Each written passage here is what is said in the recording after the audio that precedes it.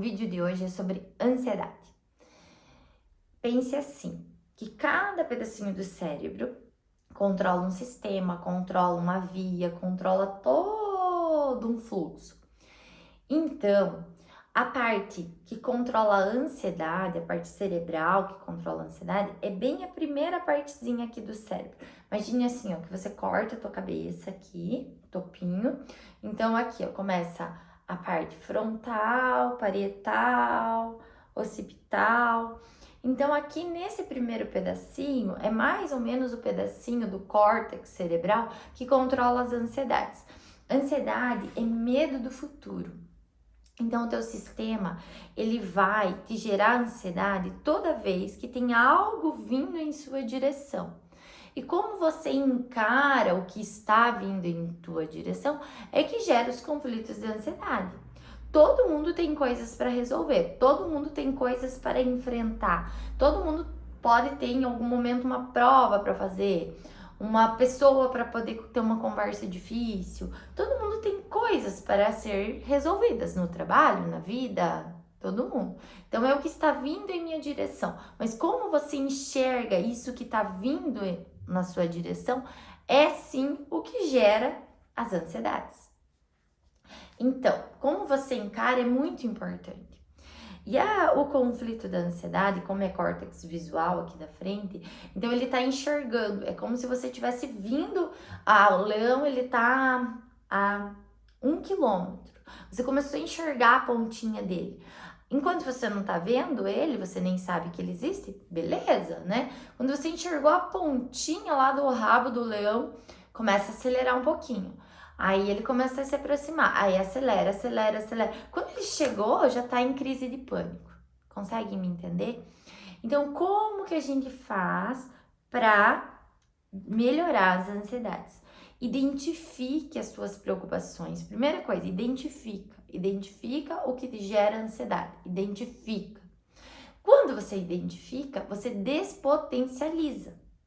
Com o nosso sistema cerebral, tudo que a gente pensa em disfunções, ansiedades, depressões, todas as síndromes cerebrais aqui, a gente pensa em despotencializar. Então, como que a gente despotencializa uma ansiedade? Por exemplo, se eu tenho medo da prova, eu tenho uma prova muito importante sei lá, da advocacia lá, OAB. Tem essa prova muito importante e eu passar nessa prova me qualifica para atender e tudo mais. Tudo bem, tem essa prova que é muito importante. E aí, como que você faz para diminuir a ansiedade da data da prova? Tem várias alternativas, você pode despotencializar de vários jeitos. Primeiro jeito, estudar o que você considera suficiente, o que te traz paz para essa prova. Na minha cabeça, o que vai me trazer paz, eu acho que eu arrumo um plano de ação. Então, na minha cabeça, o que vai me trazer paz para essa prova, o que me dá possibilidade de passar, é estudar 1 hora por dia. E aí, você determinou isso. Só que se você não estudar essa 1 hora por dia, a ansiedade bomba.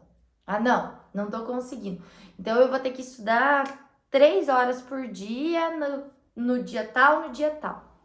Se você não cumprir o que você propôs para diminuir a ansiedade, vai começar a acelerar o coração, porque você colocou uma meta, né? Você tá vendo o problema que tá vindo, tá vendo o leão que tá vindo, que é a prova. E aí você fez um plano de ação. Se você não executar, vai começar a dar ansiedade, né? Beleza. Você despotencializa, você coloca os planos de ações e realize eles. Agora tá, eu determinei que 1 hora por dia eu vou conseguir passar na prova, só que aí começa a passar os dias e você não estudou nada. Aí você tem que fazer outro plano pra tentar dar certo. Agora eu vou ter que estudar mais porque eu não estudei aqueles dias. Aí você não faz. Aí começa a vir palpitação no nível 1000. Aí outra forma de solucionar é você encarar a tua preocupação da pior forma. Então, se eu reprovar nessa prova, o que vai acontecer? Bom, se eu reprovar nessa prova, vou ter essa e essa consequência. Se eu reprovar nessa prova, não vou conseguir emprego como advogada no que eu queria.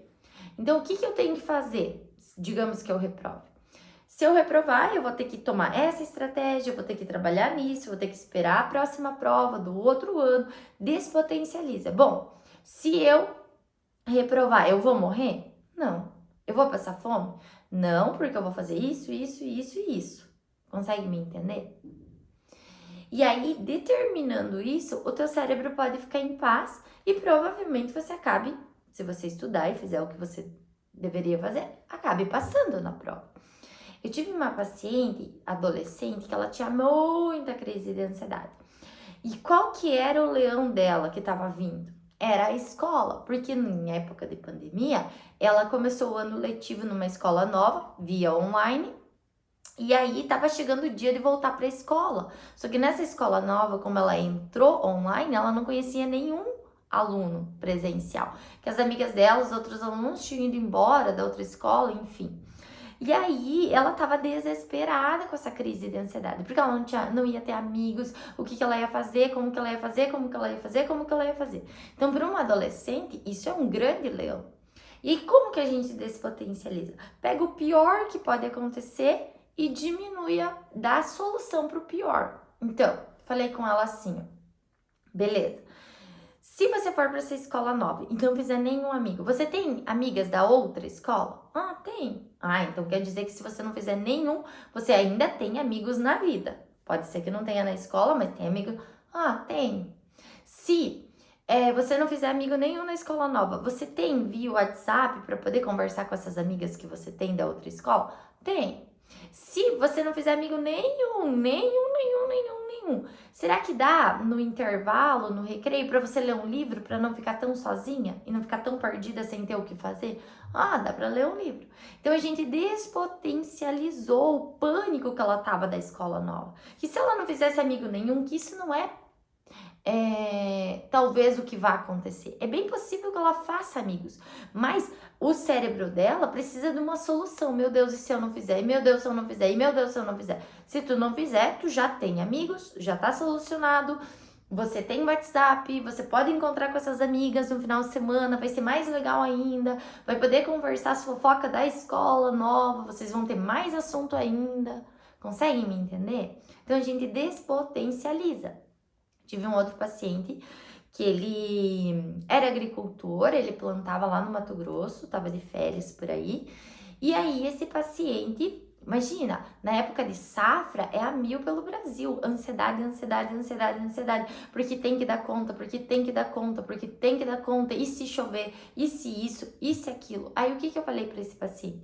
Que tinha que despotencializar, ele tinha que achar solução para o problema dele. Uma das preocupações dele, ele tinha uns filhos, idade assim menor, não eram tipo 15, 16, eram menos, não me lembro quanto, 8, 10, 11, por aí.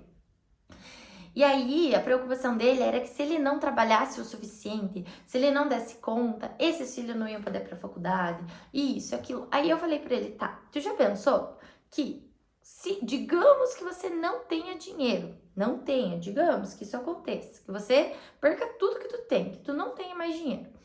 Esses filhos, eles poderiam ficar depois do colégio 1, 2 anos sem fazer faculdade, trabalhando, e aí eles com o próprio dinheiro poderiam pagar a faculdade? Ah, poderiam. Esses filhos poderiam passar numa federal? Ah, poderiam. E mesmo assim, passando na federal, eles podiam trabalhar de dia e se sustentar para fazer faculdade? Poderia. Poderia fazer faculdade remoto, assim, de forma online, que aí o gasto é bem menor, não precisa Ah, poderia. E talvez poderia que esses filhos nem iam querer fazer faculdade. Talvez eles poderiam ter grande sucesso sem ter feito faculdade. Aí já despotencializou. Você dá solução. Pode ser, é bem provável que nada disso aconteça. É bem provável que ele trabalhe muito, ganhe muito dinheiro, pague a faculdade, tudo certo. Mas se não der, o cérebro dele tá sucio no mousse. Outra coisa, que esse paciente, né?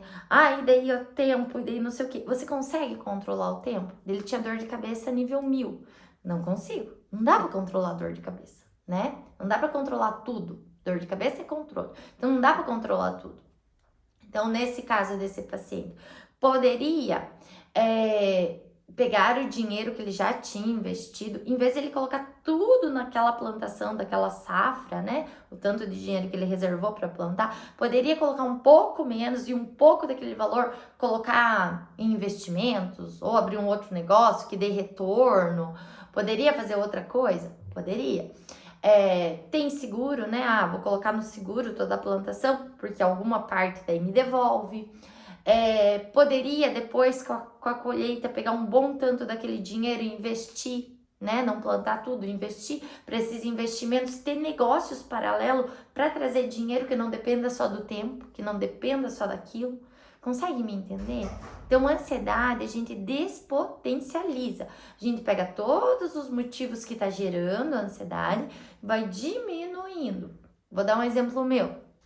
Começou a me dar muita ansiedade quando eu comecei a tentar engravidar. Por quê? Porque na minha cabeça, né, medo do futuro. Qual que era o meu medo do futuro? De não engravidar nunca, de não ficar grávida. E aí, como que despotencializa isso? Pegando o pior que pode acontecer e dando solução. Então, que solução que eu dei? Primeira solução, que eu ia esperar até 1 ano. Se até 1 ano eu não conseguisse engravidar, aí eu ia procurar tratamentos, né? Primeiro, tratamentos como microfisioterapia. Eu ia falar alternativos, mas eles não são alternativos, são holísticos. Holístico não é místico. Holístico é olhar terapias que olhem para corpo, mente e espírito, de preferência, né? Quando olha para tudo junto. Por exemplo, a osteopatia, ela é holística. Ela olha para o estômago, olha para a função cerebral, olha para a função visceral, para a função emocional, tudo junto. Então, isso é holístico. Então, procuraria por muito tempo essas terapias? Procuraria, faria isso, aí já pensei que o meu marido podia fazer isso, fazer aquilo, dei uma solução. E se com tudo isso, depois de 1 ano eu ia começar a fazer isso. E se em 2 anos fazendo muitas terapias, tratando, eu não ia conseguir engravidar, o que eu ia fazer? Sei lá, ia poder fazer uma fertilização in vitro? Ia começar com essa parte? Ia começar com essa parte. E se eu não conseguisse nunca engravidar, o que eu faria? Eu solucionei assim, eu vou investir esse meu tempo de não ter filho em produzir muito conteúdo, em ter cursos online, em ajudar mais pessoas, em me dedicar a causas sociais, em ser madrinha lá no abrigo, ter várias crianças, ser madrinhas delas, fazer mais isso, fazer mais aquilo. Então, eu e o Sérgio vamos se dedicar a viajar, nananana. Por quê? Porque a gente não pode controlar tudo. E se eu não engravidar, eu vou fazer o quê? Eu vou dar soluções. Porque o que não dá é eu entrar em crise de pânico por algo que tá lá na frente. Pode ser que em 2 meses eu engravide, mas pode ser que não. Então eu preciso dar soluções pro meu cérebro. O pior que pode acontecer, porque senão a crise de ansiedade vai vir e vai virar cavalo. Então, diminua, despotencialize as suas angústias. Pegue todas as suas preocupações, primeiro identifique, que às vezes a gente nem tá identificando. Identificou, começa a despotencializar, tá bom?